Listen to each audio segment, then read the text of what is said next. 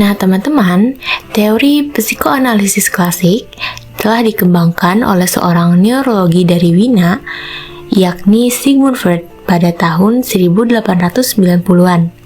Nah, Sigmund Freud telah merumuskan sendiri teori psikoanalisisnya di tahun tersebut. Adapun formulasi teoritik dari teori ini banyak dipengaruhi oleh pengalaman ataupun kehidupan Sigmund Freud pada masa kanak-kanak, khususnya bagaimana kedua orang tuanya memperlakukannya. Salah satu konsep teorinya tentang kompleks Oedipus.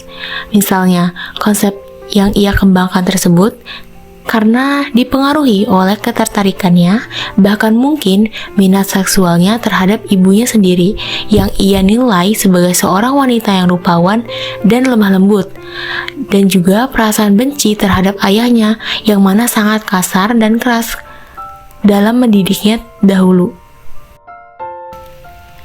Psikoanalisis klasik jelas terkait dengan tradisi Jerman yang mana menyatakan bahwa pikiran adalah entitas yang aktif, dinamis, serta bergerak dengan sendirinya. Adapun Sigmund Freud sendiri memiliki teori kepribadiannya. Teori kepribadiannya dapat menjelaskan bagaimana kepribadian seseorang bisa terbentuk dari pertentangan 3 komponen, yakni id, ego, serta superego pada masing-masing individu. Id merupakan dorongan biologis yang berada dalam ketidaksadaran, yang beroperasi menurut prinsip kenikmatan atau pleasure principle. Nah, struktur mental ini sudah ada sejak lahir.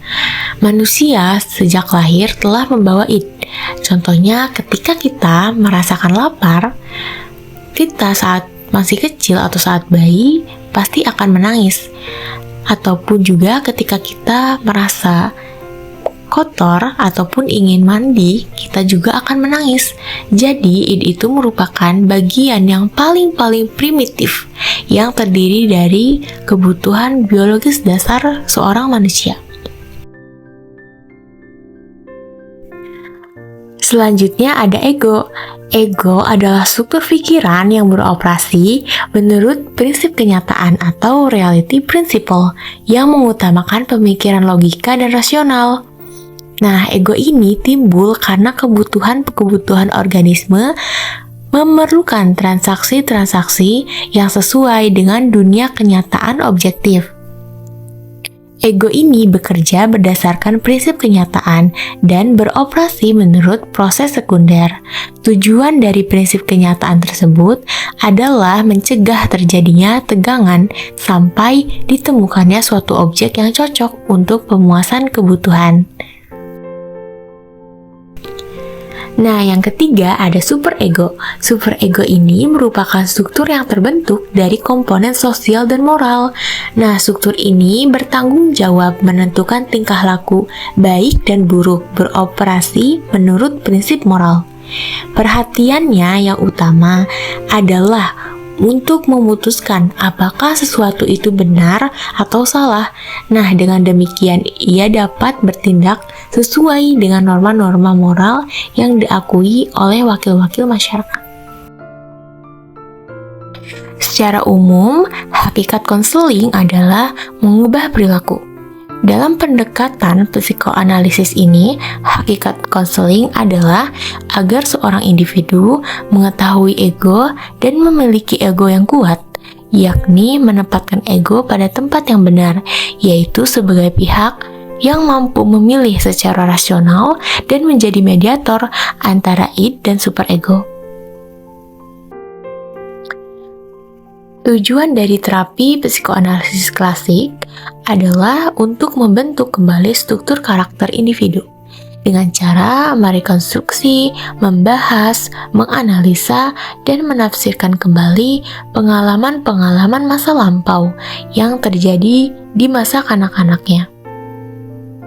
Membantu konseli untuk membentuk kembali struktur karakter dengan menjadikan hal-hal yang tidak disadari menjadi disadari oleh konseli.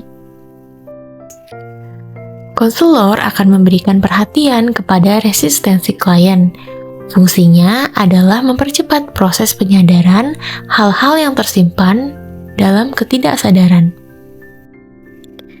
Nah, ketika konselor berbicara, konselor akan berperan sebagai pendengar. Konselor berperan mendengarkan dan kemudian memberikan tafsiran-tafsiran terhadap informasi yang telah konselor sampaikan. Konselor juga harus peka terhadap isyarat-isyarat nonverbal dari konselor. Terapi psikoanalisis akan digunakan untuk melepaskan emosi dan pengalaman yang tertekan. Tujuannya adalah untuk membuat pikiran bawah sadar menjadi sadar. Terapi semacam ini dimaksudkan dan ditujukan untuk menemukan akar permasalahan dan menyembuhkannya.